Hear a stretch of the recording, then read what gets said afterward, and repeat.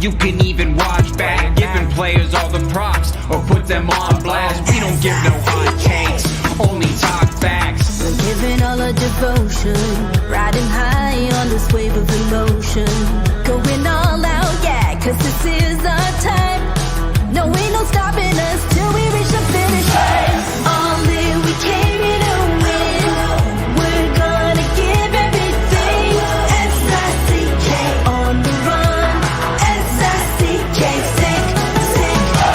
On fire, we're ready to fight. We'll bring the house down tonight. S-I-C-K on the run. S-I-C-K, sick, sick. Play it on the car ride, play it when you lounge. X and O, you know that we can hold it down. Shout out to my man Sammy, got it off the ground. And to all the listeners tuned in right now, got debates, analysis, and speculation. This is sports talk for the new generation. You know where to find us, got a reputation. Sick podcast, your #1 sports destination. Giving all our devotion, riding high on this wave of emotion. Going all out, yeah, cause this is our time. No, ain't no stopping us till we reach the finish line. All in, we came here to win. We're gonna give everything. S-I-C-K on the run. S-I-C-K, sick, sick. On fire, we're ready to fight. We'll bring the house down tonight. S-I-C-K on the run. S-I-C-K, sick, sick. S-I-C-K is the sickest podcast. Tune in for the audio, or you can even watch back. Giving players all the props or put them on blast. We don't give no hot takes, only talk back. S-I-C-K, S-I-C-K, S-I-C-K, S-I-C-K, S-I-C-K, S-I-C-K, S-I-C-K.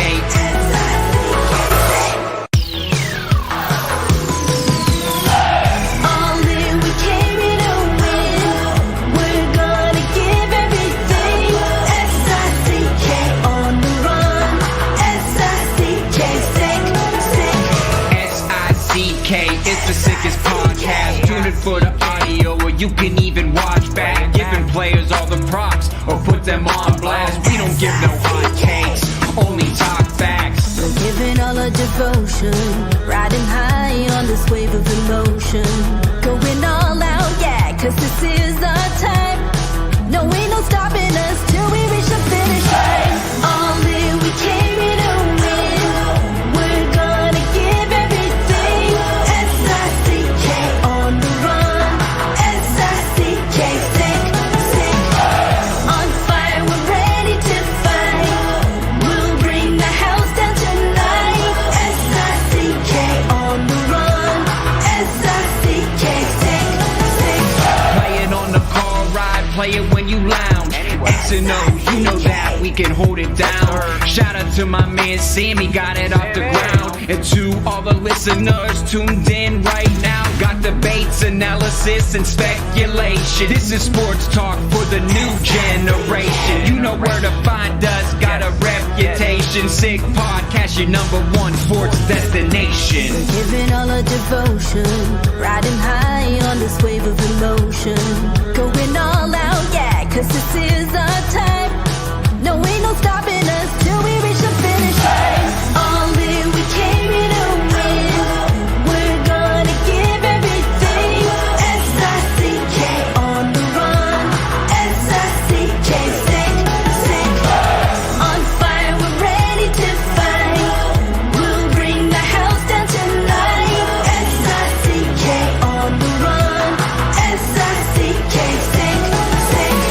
S-I-C-K is the sickest podcast. Tune in for the audio, or you can even watch back. Giving players all the props or put them on blast. We don't give no hot takes, only talk back. S-I-C-K, S-I-C-K, S-I-C-K. Turn up your volume. Because you're about to listen to The Sick Podcast. CF Montreal Talk. Here's the chance. They've got the goal. Absolutely incredible. Cameron Porter delivers the goal to send Montreal Impact into the CONCACAF Champions League semi-final. The sickest CF Montreal podcast. Brought to you by Energy Transportation Group. Driven to be different. La Vida Tibi. Embrace your true nature. And Playground, your premier gaming destination. It's gonna be sick. Hello, everyone, on this Monday, September 30, and welcome to the Sick Podcast, CF Montreal Talk. I am Marinaro, and we're talking CF Montreal and the Sick Podcast, of course, brought to you in part by Energy Transportation Group, by Bittt Tibi, and by Playground. And I'll talk to you about them in just a couple of minutes. Without further ado, I bring in from the Canadian Press and the Ball is Round podcast, Elias Grigoriadis. How are you? I'm doing great, Tony. How about you? I'm doing extremely well. CF Montreal absolutely had to take care of business versus the San Jose Earthquakes, and they did just that. I have to tell you that if I would have put $1 or $2 over the last couple of games, I think I would have made myself some money, because even though they were expected to win both, I had the exact scores, 2-0 1 week ago and 3-0 on the weekend. As they say en français. You got to be cashing in on that. Ça, il faut le faire. Il faut le faire. Without further ado, why don't I bring up the starting 11 for CF Montreal, as I'll put on my glasses, because I'm getting old. Sirois in goal, a three-man backline of Waterman with Campbell to your right and Alvarez to your left. Saliba and Piet in front of the back line with Marshall Ruddy, a right wing back, Edwards a left wing back, and Clark and Duke in behind Josef Martínez, a 3-4-2-1 for Laurent Courtois' side, as we, of course, are accustomed to seeing. Let's take a look at who was available off the bench.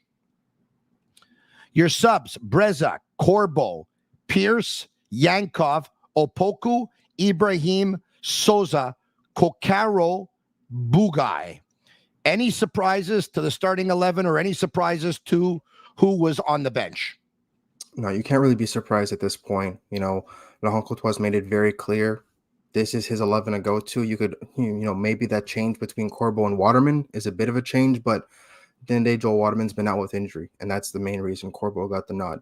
So you can't be surprised at this point in the season where, you don't really have the room to experiment with your lineup anymore. You're playing finals every single game because of the position you were put in. So, no, not too surprised with any of this. All right, okay. Let's get back to the timeline of this game. Surprisingly, you would have thought that CF Montreal would have been off to a quick start. There were no goals to show in the first half, but I could tell you, you could see those weaknesses in San Jose. And by the way, I saw a lot of predictability. Didn't you notice they were always trying a through ball in behind Campbell for their winger, and they almost succeeded, but Campbell was able to intercept those passes all the time. Yeah, and look, at the end of the day, credit to George Campbell, because this is one of those games where you have no pressure, but that means everything to lose, especially as those three center backs, because you're going to be getting, like they had in the game, 60, 65, 70% of the ball for large stretches of the game. So any of the slightest mistake you make can blow this entire thing wide open and cost you your season. So every single tackle they made, especially George Campbell in those one-on-one situations, were that much more important because they were rare. But that's what, teams on the road, teams that are struggling, do. You get your one chance to smash and grab, and then you try and sit back. So the fact that the defense was able to limit anything like that gave the forwards and gave the midfielders and gave the wing backs a bit more time to breathe. And credit to George Campbell, this game defensively, he was on it. Every single time that he was kind of on an island by himself, he handled it. And this run of form that George Campbell is in reminds me a lot of early season George Campbell, where you're right about that. Arguably the best on-ball defender on the team, and he's doing it again. To me, the story of the game, though, and there were several, but if you have to pick one, it's Josef Martínez looking like the Josef Martínez of old and not looking like an old Josef Martínez. And something happened here, and I'm not so sure what it was, but whatever it was, credit to Martínez, credit to Courtois, credit to the team, because Laurent Courtois talked about this. When Olivier Renard told him, I think we have a chance to get Josef Martínez here, and they discussed it internally,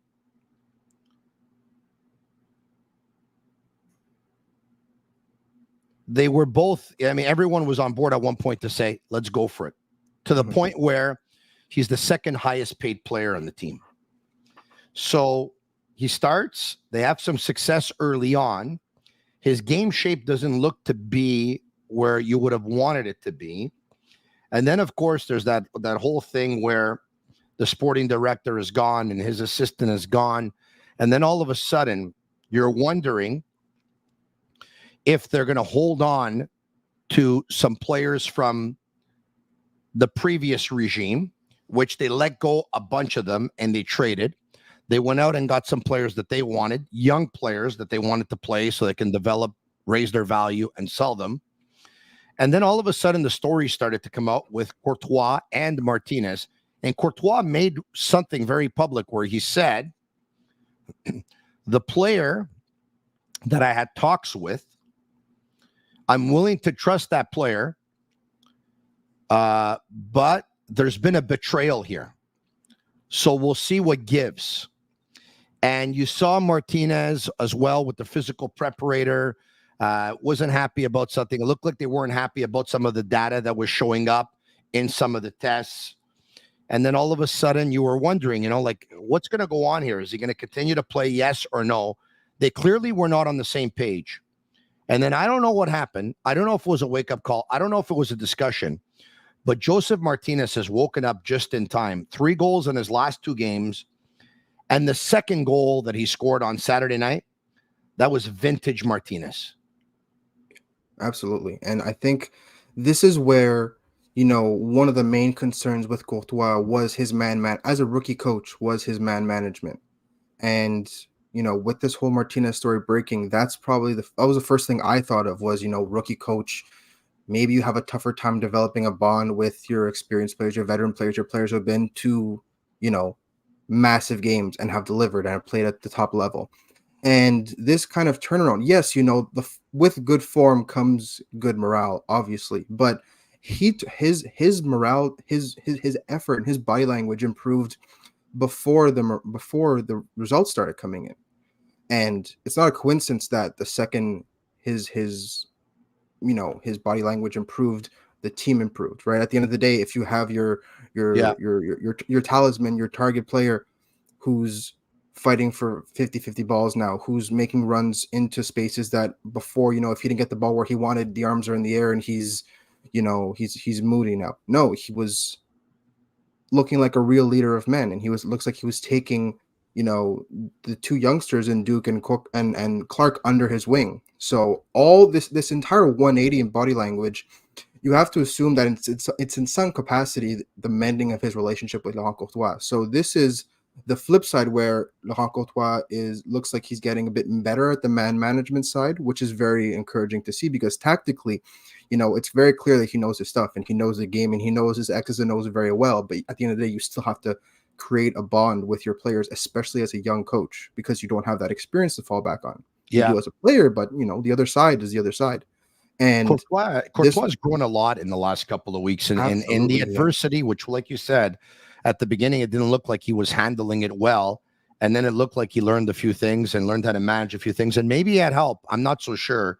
But, there were some things that he could have lost his team. And he didn't. Because once again, 10 points out of a possible 12 in the last 4 games at the most important time of the season. Look, I think a lot of them deserve credit because count me among those who had their doubts after the market when they said, we think we have a better chance to make the playoffs now than we did before the market. And they haven't made them yet, by the way. We'll show the table. And actually, why don't we show the table of where they are in the standings? Okay. So here they are. They're in 10th. They're tied with Philadelphia, who's in 9th for the final play-in spot. Toronto also has 37 points. They're in 8th. Toronto's got more wins than Montreal, but Toronto's played a game more. And that game more is really going to hurt. Toronto, I think, are going to be kicking themselves because they had the lead versus the Chicago Fire on the weekend, only to see the Fire tie up the game. And so Toronto 37, Philadelphia 37, Montreal in 10th at 37. Toronto's played a game more. And why don't we take a look at the remaining schedule? We'll take a look at it fast. We'll get back to it later. Toronto plays versus the Red Bulls and Miami. Philadelphia will play versus Orlando, Columbus, and Cincinnati. Montreal will play versus Atlanta, Charlotte, New York City FC. Atlanta will play with versus Montreal, the Red Bulls, and Orlando. DC United will play versus Nashville, New England, and Charlotte. And Nashville will play versus DC United, New York City FC, and Chicago. So long story short, there's a couple of teams that are going to be playing each other here where points are going to be won or points are going to be lost. But you take a look at Montreal, and obviously that game versus Atlanta, who's 3 points behind Montreal, is extremely big. Extremely big. Toronto, who plays Miami, not going to be easy. Philadelphia, who plays Columbus and Cincinnati, not going to be easy. You got to like Montreal's schedule, do you not? You do. And I think, those 2 away games, and look, at the end of the day, Montreal at home has been very good since the international break. On the road, that second half against the Revolution was excellent, but that first half still left a lot to be desired. The road is still a mixed bag for Montreal. And these are 2 games away from home. One of them is against a team behind you. One of them is a team comfortably ahead of you. I think if you have to go all in on one of those 2 games, given that you have a week off after, you have 2 weeks between the Charlotte game and decision day. So freshness for NYCFC won't be an issue. If you have to go all in on one of those 2 games, it has to be against Atlanta because of the fact that they're 3 points behind you. And if they win, if they beat Montreal, they're neck and neck again. So, and that doesn't even take into account, what Toronto does, what Philly does, what every other team does. Already, you've lost ground to at least one team. So if you're looking to get a result against one of those 2, it has to be Atlanta. So I could see him rotating the squad more against Charlotte and keeping what he wants to be his best 11 in Atlanta. Because at the end of the day, right, you're not catching Charlotte. They're 5 points ahead, but you're not going to win out the season at the end of the day. And that's definitely a consideration. As for Charlotte, it's a very direct team. They know their identity. They don't mess around. They have their style. It's a very Brewed 1 adjacent style of football, and it's gotten them successful so far. I think that if you're looking at those 2 road games, you can get a draw out of one of them. I think you have to take it. All right, okay. Let's give a shout out to Energy Transportation Group because, of course, they are one of our partners and they're a leading full-service logistics provider serving all of North America. They are driven to be different. And thank you for watching the Sick Podcast, CF Montreal Talk. You can follow us on Twitter at SickPod, CFMTL, and subscribe to our YouTube channel.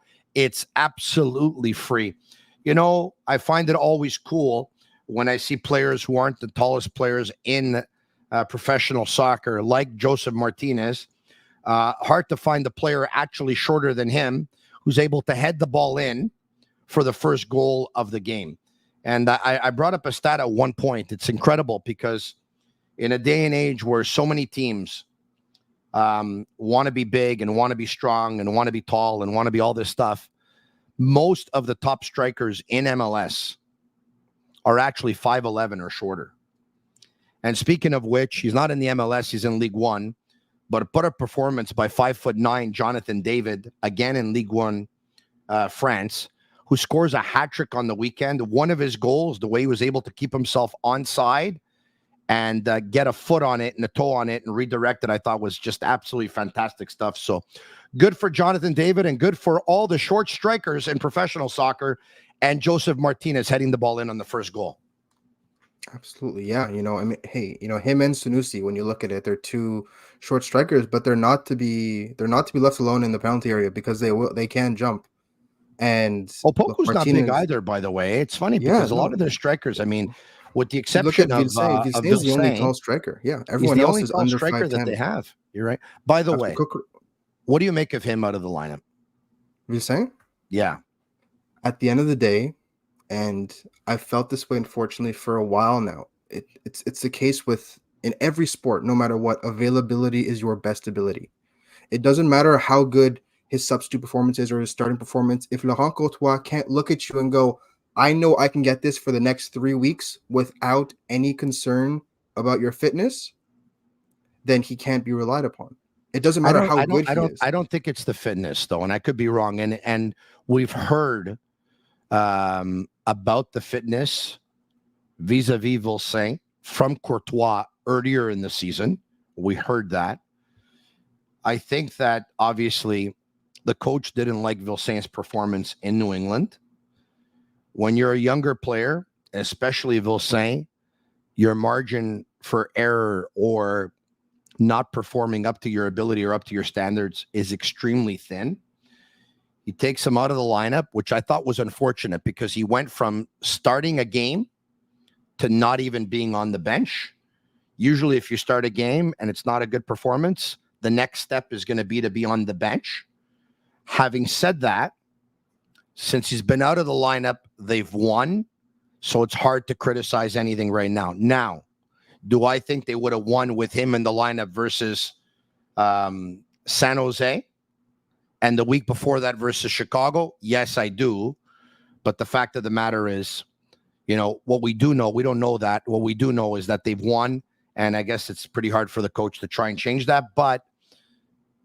And I'll say this, and everyone knows I'm high on him, and I haven't changed how I feel about him in terms of as a player and his potential, especially.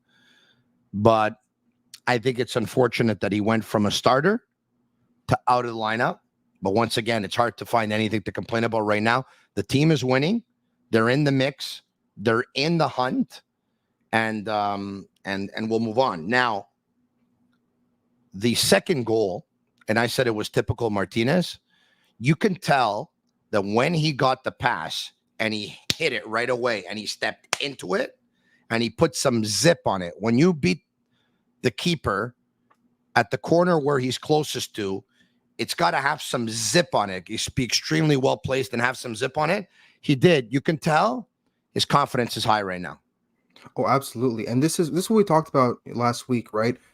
He has to shoot the ball more. And it's not a coincidence that arguably his most complete performance, his best performance in a CF Montreal jersey, came in a game where he took 6 or 7 shots. Yeah. Right. And even, he got his 2 goals in the second half. But in the first half, he could have gotten another 2 if he wanted to, right? There were some really good chances. And it only happens when he's pulling the trigger.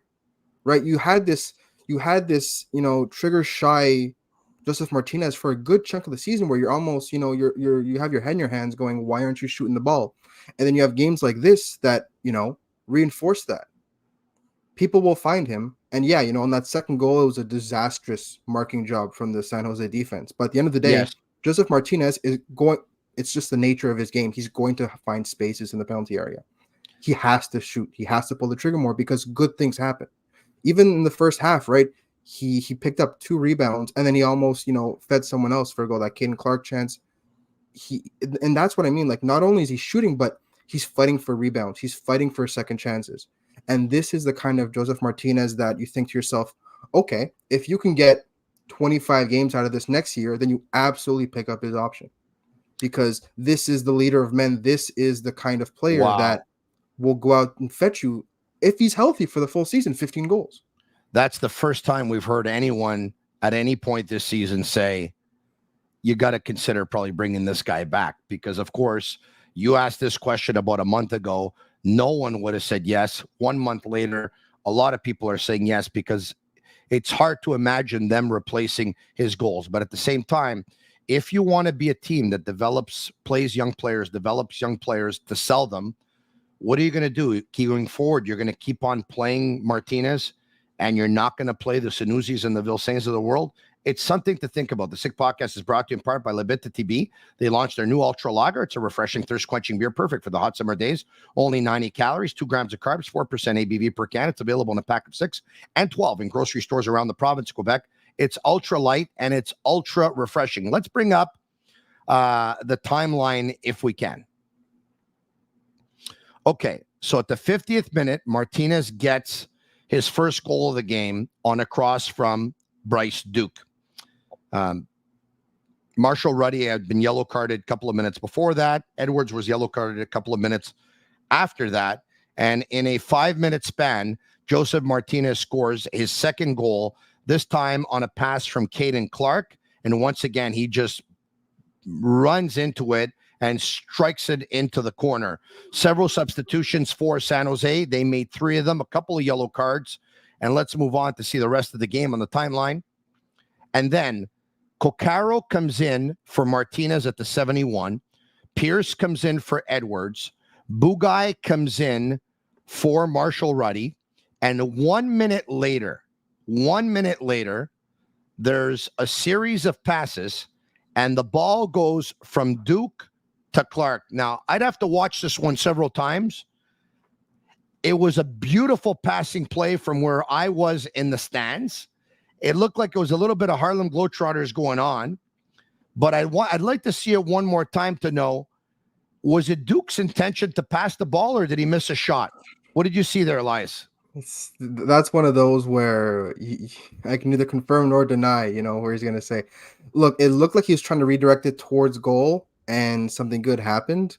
Well, you know how they say in hockey, right? Pucks on net. But at the end of the day, I can't say with absolute certainty because it really looked so ambiguous.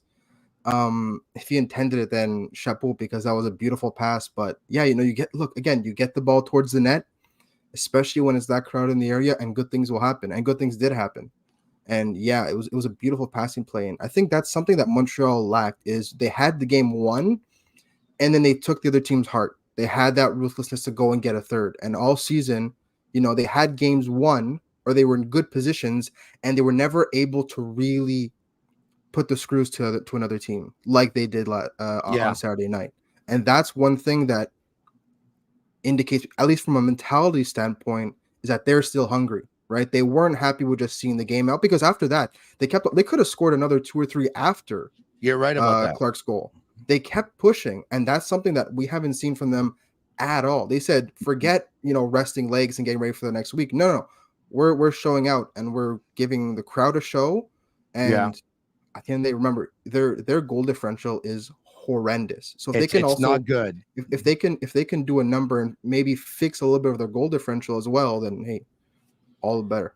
They're at their best moment of the season right now, and you have to wonder really just the benefits and how much of it was those team building events, and one of them, of course, was the foot golf, and the other one was the karting. And Samuel Piet brought it up and said, you know what, I think we need to get everyone out to karting or something, and they did. And the smiles have come back. You had a chance to talk to Laurent Courtois at the end of the game. I would have liked to, but my collaborator from BPM Sports, Eric Oziel, I gave him my tickets to the game. I had a chance to catch up with Eric, and he and I just started talking. And next thing you know, the game was over. We were still talking. So we'll get to what you and Courtois what Courtois had a chance to say in just a second. Not before I talk to you about Playground. You can discover a world of luxury at Playground. You can explore the 30,000 square foot expansion, thrilling games, gourmet dining, live entertainment, located just over the Mercier Bridge, only minutes from downtown Montreal. Playground. Experience the strip without the trip. All right.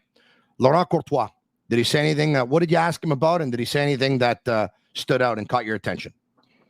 Look, at the end of the day, he's been adamant this year that, especially in the last 2 months, right, with the good and with the bad, that nothing has changed for them. They've been operating as usual, at least from the technical staff's perspective. It's been business as usual for them, not only in the way that they're going about tactics and game plan, but the way that they're delivering their message.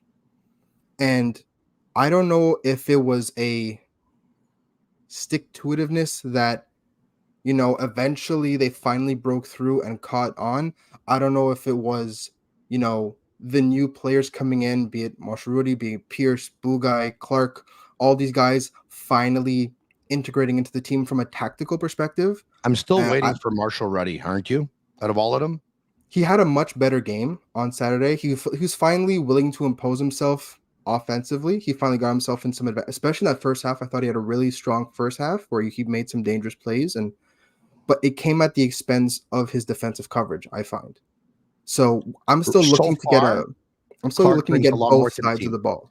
Yeah, so far Clark brings a lot more to the team. So far, you can't find a player on the field that's bringing more than Clark is. Just purely from an energy, from a quality, from an overall perspective. I agree. He's impressed me. He's impressed me. You can tell he arrived here unhappy. Yeah, based on what was going on. He even gave a shot where the coach was playing him. But you can tell he's happy now. And when I hear a player say during a press conference that he so looks forward to games and he doesn't actually feel like he's playing a pro game, but he feels like he's playing at the park with some buddies and stuff like that, or something to that effect, I think that's pretty cool to hear. You see the smile, you see the confidence, and if he can play with that kind of mindset and that kind of fun, he is going to be one of those players that will fall into their philosophy of developing young players, bringing up their value, and end up selling them for some money. You don't have to agree with it, but it is what it is. That's their concept. And, it did bring that philosophy, did bring Caden Clark here. So good for him. Why don't we do this? Once again, let's bring up the table to show where they are in the standings. CF Montreal is in 10th. There's 3 games left in their season. There's 3 games left in Philadelphia's season. There's 3 games left in Atlanta's season, 3 games left in DC season, 2 games left in Toronto season. So those are the teams that I think that we should concentrate on for now. Nashville can do something, but I think their margin for error is a lot less. Toronto's in the 8th spot for the play-in. Philadelphia's in the 9th spot for the play-in. Montreal is on the outside. Same amount of points, but worse goal differential than the Philadelphia Union. And Toronto, same amount of points, but they have 2 wins more than Montreal. Atlanta, 3 points less than Montreal. DC United, 3 points less than Montreal. Let's bring up once again now who these teams are going to be playing against. Toronto goes up against the Red Bulls and Miami. Mind you, Miami might rest their stars. Philadelphia goes up against Orlando, Columbus, Cincinnati. You could probably say the same thing for Columbus and Cincinnati.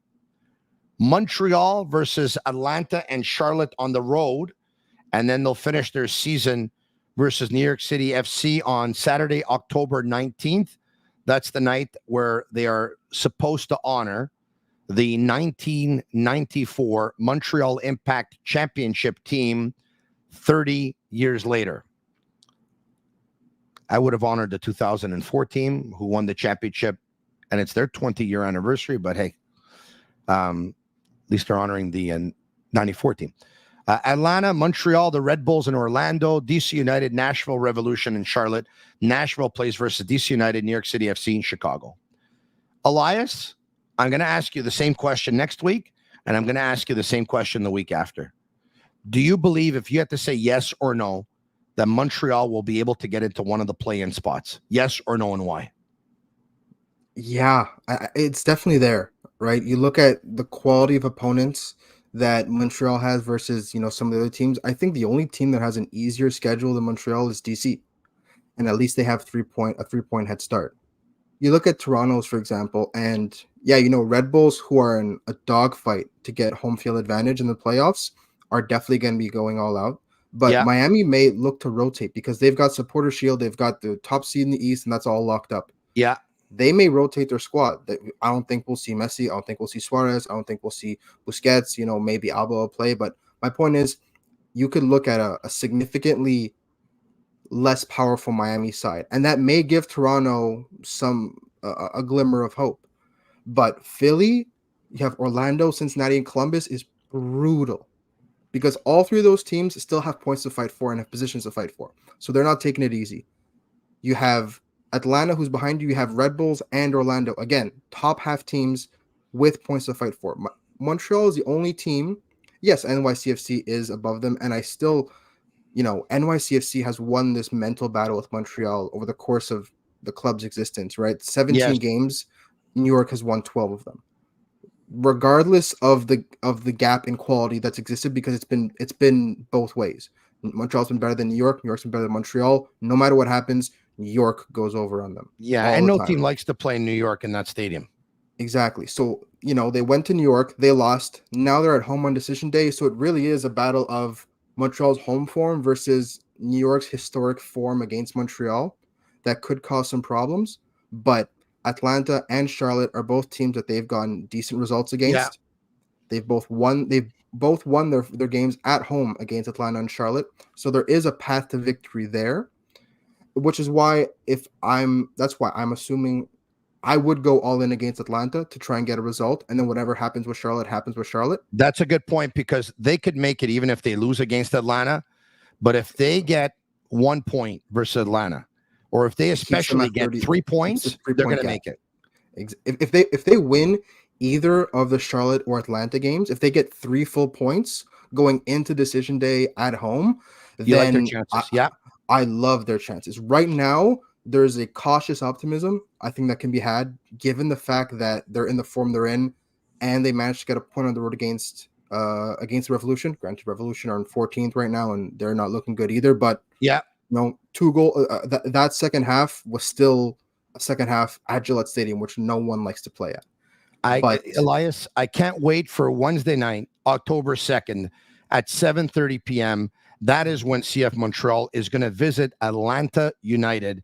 And then after that, a couple of days later on Saturday, October 5th, they are going to visit Charlotte to come back to Montreal, and a couple of weeks later host New York City FC. It's going to be a very exciting final 3 games of the season. I'll end it with this, because we wondered if Bryce Duke's pass to Caden Clark on his goal that made it 3-0 was an intentional pass, or Duke tried to shoot it, missed a shot, and it fell onto Caden Clark's foot. Samuel 22, who's watching right now on YouTube, says Sidney Fowo of BPM Sport asked him, and Duke told him that he saw the play and made the pass. That's a pretty good pass. Either way, pretty cool now that he saw the play. You know what? He's a number 10. If he says he saw the play, I believe him. He saw the play. Elias, has been a lot of fun, and I look forward to Wednesday night to watch CF Montreal versus Atlanta. And so I would imagine that we're going to gear up for another sick podcast, CF Montreal Talk, on Thursday. Elias, enjoy the game on Wednesday. We'll talk soon, my man. Absolutely. You too. Thank you for having me. Thanks for doing this. Thanks to all of you for watching, and thanks to Shane Gaumont and Master Control. Thank you to Energy Transportation Group. Thank you to Bittt, the Tibi, and thank you to Playground. Thanks for watching. Check us out on YouTube at SickPod, CFMTL. It is the Sick Podcast, CF Montreal Talk. Ciao for now.